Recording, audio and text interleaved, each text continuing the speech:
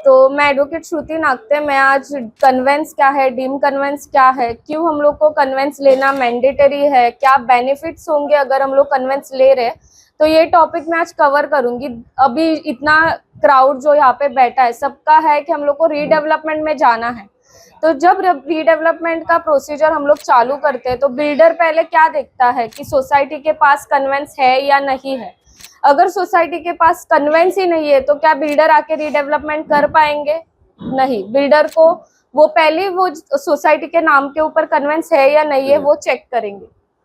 तो कन्वेंस मतलब क्या, कन्वेंस लेना क्यों जरूरी है और वो किसके नाम के ऊपर लेना जरूरी है। तो कन्वेंस क्या होता है? कन्वेंस मतलब जो लैंड है और जो बिल्डिंग है। अभी सपोज हम लोग ने एक फ्लैट खरीदा, तो मैंने सपोज बिल्डिंग है 12 माले की, मैंने 6 फ्लोर के ऊपर फ्लैट खरीदा, तो मेरा जो है वो ऑक्यूपेशनल राइट्स है, मैं ओनर बनूंगी वो फ्लैट की। मुझे कोई भी लीगल राइट्स नहीं है वो लैंड और बिल्डिंग का। मैं वो लैंड और बिल्डिंग के ऊपर राइट्स नहीं, हक अपना नहीं जता सकती। वो जो लैंड ओनर्स है उनका जमीन है, जो बिल्डर ने डेवलप किया है उसका वो बिल्डिंग है, और मेरा सिर्फ क्या है वो फ्लैट है। तो मुझे मेरा लीगल ओनरशिप चाहिए वो लैंड और वो जमीन का भी और वो बिल्डिंग का भी। तो उसके लिए मुझे क्या करना चाहिए? तो मुझे कन्वेंस लेना चाहिए। तो पहले कन्वेंस लेने के पहले मैं बताती हूँ कि कन्वेंस किसके नाम के ऊपर लिया जाता है। तो कन्वेंस हम लोग सोसाइटी के नाम के ऊपर लेते हैं। तो आप बायलॉ चेक करोगे, बायलॉ नंबर 5 में सोसाइटी का डेफिनेशन दिया है और ऑब्जेक्टिव्स ऑफ द सोसाइटी दिया है कि सोसाइटी का पर्पस क्या है, हम लोग सोसाइटी क्यों फॉर्म करते हैं। क्योंकि हम लोग को सोसाइटी मेंटेन करना रहता है। बिल्डिंग जिस एरिया में हम लोग फ्लैट ले रहे हैं तो वो बिल्डिंग मेंटेन करना रहता है। जो कॉमन एमिनिटीज है, गार्डन है, प्लेग्राउंड एरिया है, या फिर जो भी कॉमन एमिनिटीज है, लिफ्ट है, वॉचमैन रखना पड़ता है, गार्बेज के लिए कोई पर्सन रखना, गार्डनर रखना पड़ता है। तो ये सब कुछ मेंटेन करने के लिए हम लोग पहले सोसाइटी फॉर्म करते हैं। वैसे ही हम लोग को अगर लैंड और बिल्डिंग का लीगल ओनरशिप चाहिए तो हमें कन्वेंस लेना जरूरी है। तो बायलॉज में पर्पस दिया है सोसाइटी का, बायलॉ नंबर 5 में, कि सोसाइटी का पर्पस क्या है, कन्वेंस लेना। तो पहले अगर हम लोग 1984 में ऐसे देखते थे कि बिल्डर कन्वेंस नहीं देता था, वो लोग खुद के मनमानी करते थे कि नहीं हमारा अभी कंस्ट्रक्शन बचा है, 1-2 बिल्डिंग का पूरा होता था और उसको FSI यूज करना रहता था कि और 2-4 बिल्डिंग्स में कंस्ट्रक्ट कर सकता हूँ, तो लोग कन्वेंस नहीं देते थे। तो वो टाइम पे प्रभु सर ने बहुत मेहनत करके 2008 में ये सर्कुलर पास हुआ है। 2010 से डीम कन्वेंस का प्रोसीजर स्टार्ट हुआ। तो जैसे सर ने बोला लक्ष्मी छाया करके बिल्डिंग थी, तो ये एग्जाम्पल से मैं शुरुआत करती हूँ। लक्ष्मी छाया का 18 जून 2007 में वो बिल्डिंग कोलैप्स हुई थी, और कोलैप्स होने के बाद उनको पता था कि उनके पास कन्वेंस नहीं है। उसके पहले उन्होंने प्रभु सर को इनवाइट किया था, वहां पे मीटिंग्स हुआ था, प्रभु सर ने कोटेशन दिया था कि 6 लाख रुपीस खर्चा होगा सोसाइटी को कन्वेंस करने के लिए। पर सोसाइटी मेंबर्स ने सोचा कि अरे 25,000 एक का खर्चा आ रहा है, 50 मेंबर्स का सोसाइटी है, 25,000 अगर मुझे एक को खर्चा करना है तो ये कितना पैसा है, तो आप ज्यादा कोटेशन दे रहे हो, उससे अच्छा हम लोग बिल्डर से ही करवा ले, अभी हमारा बिल्डिंग बहुत अच्छे कंडीशन में खड़ा है, उसको कुछ नहीं होगा। और पता नहीं 2 साल के बाद वो बिल्डिंग कोलैप्स हो गया। कोलैप्स होने के बाद आप देखोगे तो उनको कन्वेंस के लिए 2 से ज्यादा साल लगे कन्वेंस लेने के लिए, और बहुत ही कठिनाइयां आई, क्योंकि उनको एक जन को मुझे तो लगता है ज्यादा से ज्यादा 1-2 लाख के ऊपर खर्चा आया ही होगा पर मेंबर को, क्योंकि उनको रेंट से फ्लैट लेना पड़ा। ये सारे चीजें सोसाइटी फेस ना करे, इसलिए हम लोग अभी अवेयर कर रहे हैं कि कन्वेंस और डीम कन्वेंस का इम्पोर्टेंस क्या है, क्यों लेना चाहिए। तो पहले कन्वेंस करूंगी। कन्वेंस का मीनिंग क्या है? Transfer of land and building in the name of the society. तो लैंड और बिल्डिंग के जो भी ओनरशिप, लीगल राइट्स है, टाइटल, इंटरेस्ट जो भी है वो सोसाइटी के नाम के ऊपर करना। तो कन्वेंस रेगुलर होता है, और फिर सेकंड है डीम कन्वेंस। रेगुलर कन्वेंस मतलब क्या? जब हम लोग सपोज एक लैंड ओनर है जिसका जगह है, प्लॉट है, और उसने एक डेवलपर अपॉइंट किया, डेवलपर को डेवलपमेंट राइट्स दिया, उसको बोला मैंने पावर ऑफ अटर्नी साइन किया, DA साइन किया, डेवलपमेंट अग्रीमेंट साइन किया, मैंने बोला मैं आपको अपॉइंट करती हूँ, आप डेवलप करो बिल्डिंग और सोसाइटी फॉर्म करो। आप अगर आपके अग्रीमेंट्स चेक करोगे, महाराष्ट्र ओनरशिप फ्लैट्स एक्ट 1963 के अंडर आपके अग्रीमेंट्स रजिस्टर्ड हुए हैं, फ्लैट सेल अग्रीमेंट।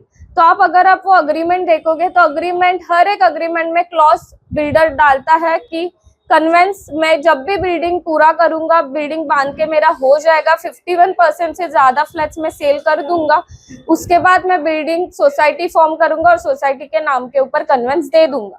पर बिल्डर क्या करता है, वो सब क्लॉजेस तो मेंशन करते हैं, हम लोग से साइन लेते हैं, हम लोग जब फ्लैट खरीदते हैं तब हम लोग साइन भी करते हैं अग्रीमेंट, पर बाद में बिल्डर कन्वेंस नहीं देता है। कभी कभी बिल्डर सोसाइटी फॉर्म करता है, कभी कभी वो सोसाइटी भी नहीं फॉर्म करता है।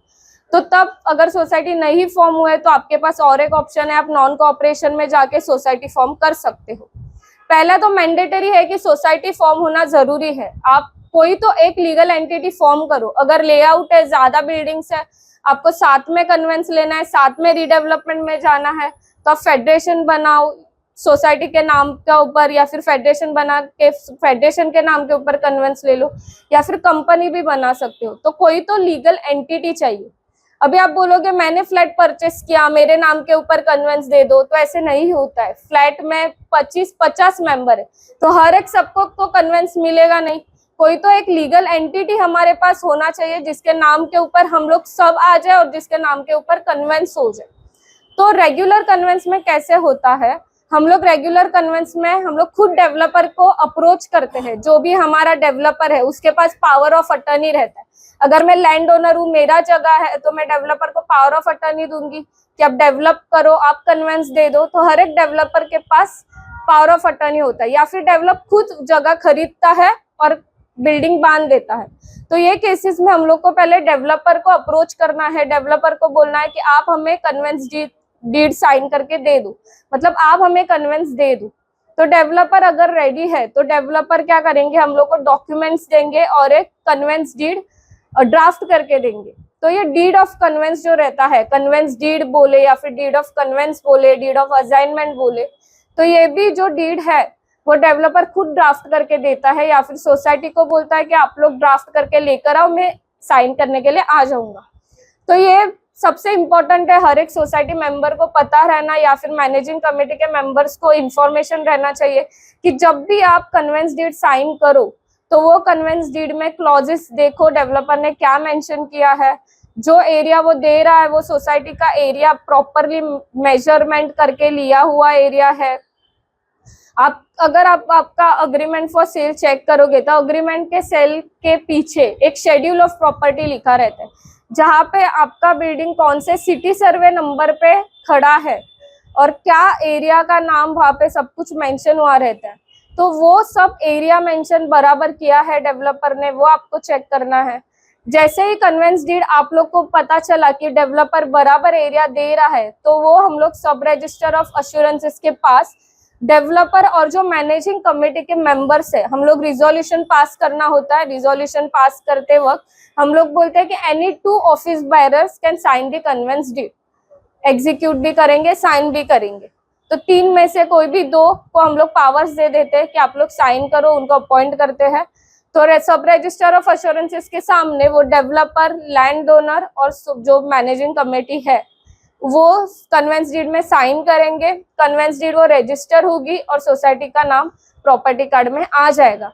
तो ये जो सिंपल प्रोसेस है जो डेवलपर खुद रेडी है देने के लिए, तो ये प्रोसेस को हम लोग रेगुलर कन्वेंस कहते हैं, जो बहुत ही आसान तरीके से हो जाता है क्योंकि डेवलपर खुद रेडी होता है। हमें सिर्फ कन्वेंस डीड वेटिंग करना रहता है और जाके एग्जीक्यूट करना रहता है। पर अगर डेवलपर रेडी नहीं है तो क्या सोसाइटी के पास ऑप्शन है? तो 2010 में गवर्नमेंट ने डीम कन्वेंस लाया। डीम मतलब क्या? तो गवर्नमेंट ने देखा कि बहुत सारे सोसाइटीज को डेवलपर्स नहीं दे रही है, तो सोसाइटी के पास भी कुछ लीगल होना चाहिए प्रोहिबिशन की वो आगे जाके कन्वेंस ले, क्योंकि बहुत सारे बिल्डिंग्स ऐसे डिमोलिश, ओल्ड, डिलैपिडेटेड कंडीशंस में है, उनको रीडेवलपमेंट में जाना है।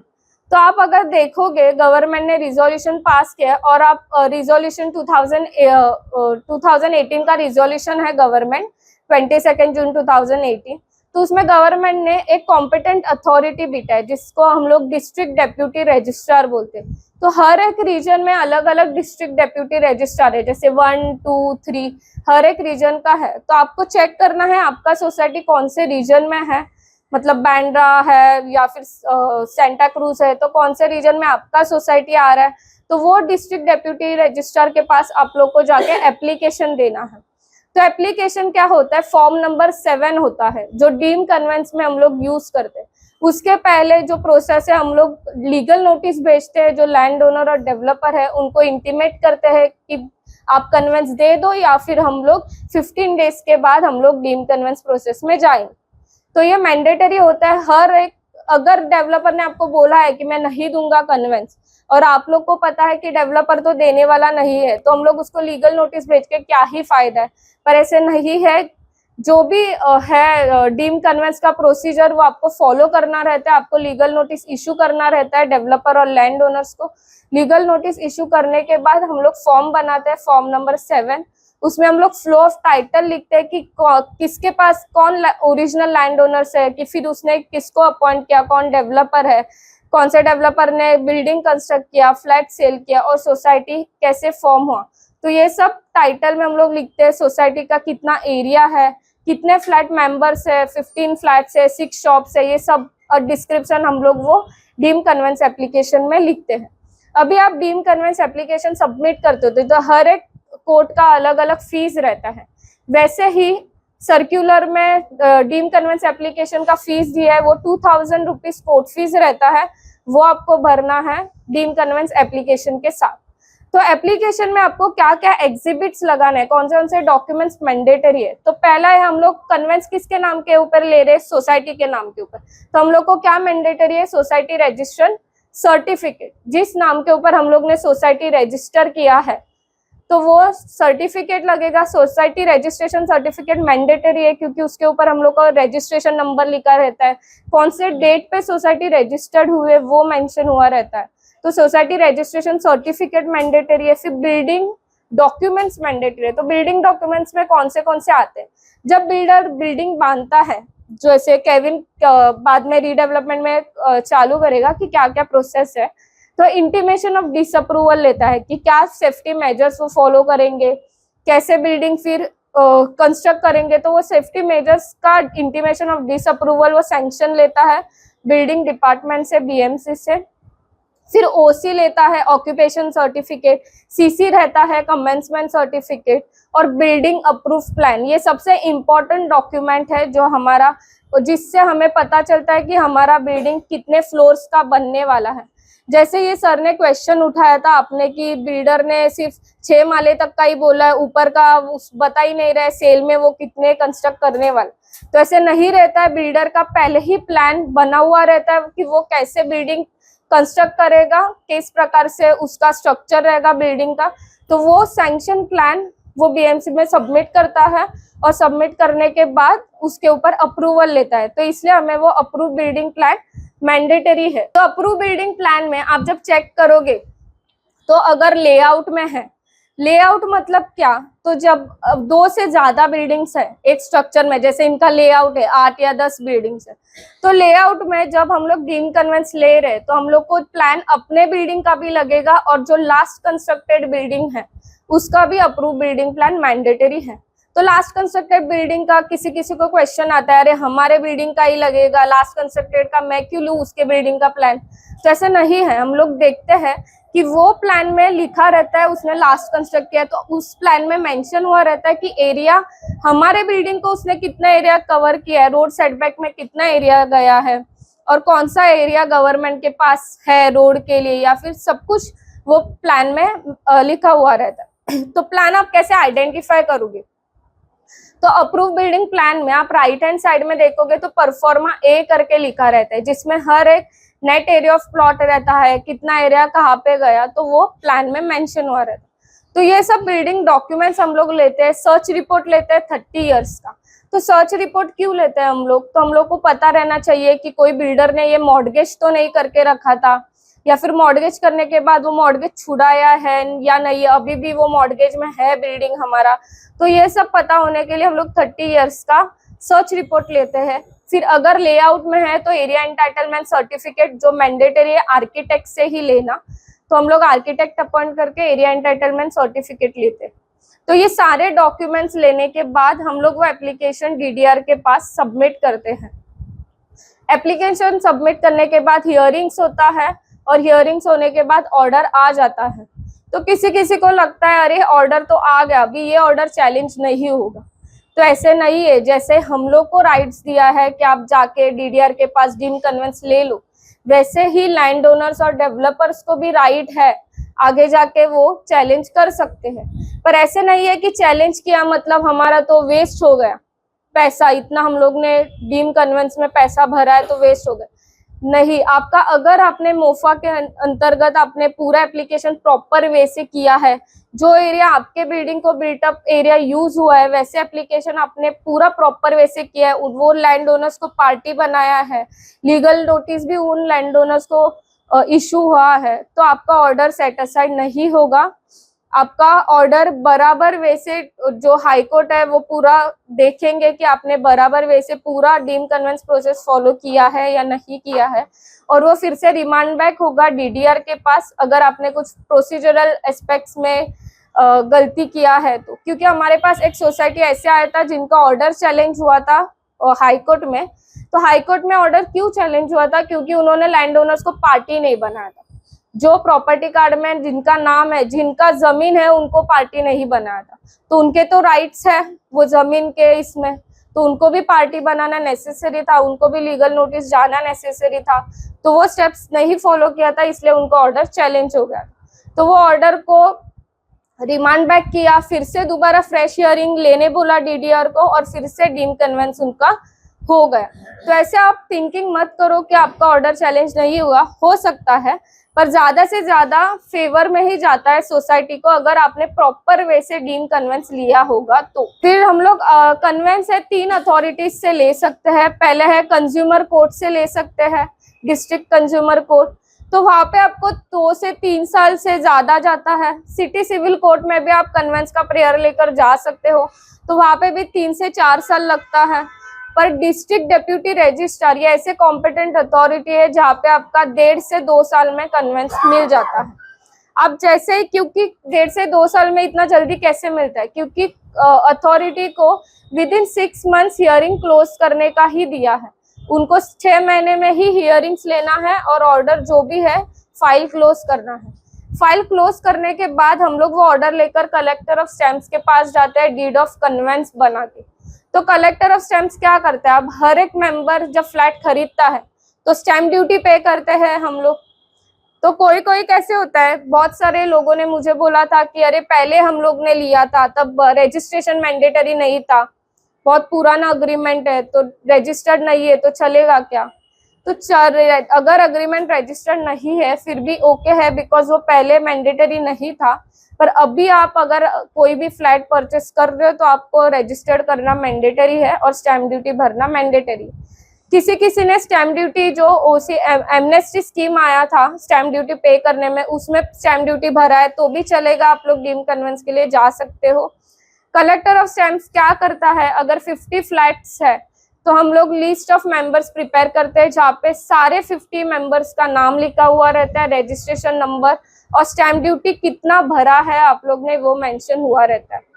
तो अगर किसी ने स्टैम्प ड्यूटी नहीं भरा है तो वो समय एडजुडिकेशन बोलते हैं इसको। तो ये स्टेप में आपको कलेक्टर ऑफ स्टैम्प से नोटिस आएगा कि आपको इतना लायबिलिटी है, जो भी पेनल्टी रहेगा वो आपको भरना है और स्टैम्प ड्यूटी पे करना है। तो स्टैम्प ड्यूटी पे करने के बाद हम लोग सब रजिस्टर ऑफ अश्योरेंसेस के पास जाते हैं रजिस्ट्रेशन करने के लिए। ये जो डीड ऑफ कन्वेंस है ये हमारा सबसे इम्पोर्टेंट डॉक्यूमेंट है, जिससे हम लोग बाद में रेवेन्यू डिपार्टमेंट, जो सिटी सर्वे ऑफिसर है, उसके पास हम लोग जाते हैं नेम चेंज प्रोसेस के लिए।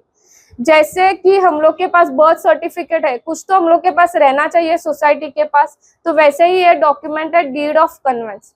तो ये कलेक्टर ऑफ स्टैम्प से अप्रूवल आने के बाद हम लोग सब रजिस्टर ऑफ अश्योरेंसेस के पास रजिस्ट्रेशन करते हैं। रजिस्टर्ड होने के बाद हम लोग को इंडेक्स 2 मिलता है, सूची क्रमांक 2। अगर किसी ने पढ़ा रहेगा तो इंडेक्स 2 रहता है, उसमें सोसाइटी का नाम, कितना एरिया सोसाइटी को कन्वेंस में दिया है, सोसाइटी का प्रॉपर एड्रेस। तो आपको हर बार चेक करना है कि हमारा सोसाइटी कौन से सिटी सर्वे नंबर पे खड़ा है, वो चेक करना है, और जो एरिया हमें दिया है वो बराबर है या नहीं है। तो ये चेक करने के बाद जैसे ही हमारा डीड रजिस्टर्ड हो जाएगा, वो डीड लेकर हम लोग सिटी सर्वे डिपार्टमेंट में जाते हैं नेम चेंज प्रोसेस के लिए। तो ये लास्ट स्टेप है नेम चेंज का, जो हम लोग रेवेन्यू डिपार्टमेंट के अंतर्गत करते हैं, जो सिटी सर्वे ऑफिसर है उसके पास। तो वो क्या करता है, फाइनल हियरिंग देता है। वो हियरिंग नोटिस हर लैंड ओनर, डेवलपर जिसको हम लोग ने पार्टी बनाया था डीम कन्वेंस में, उन सबको हियरिंग भेजता है कि अभी मैं ये सोसाइटी का नाम है म्यूटेशन एंट्री करने जा रहा हूँ।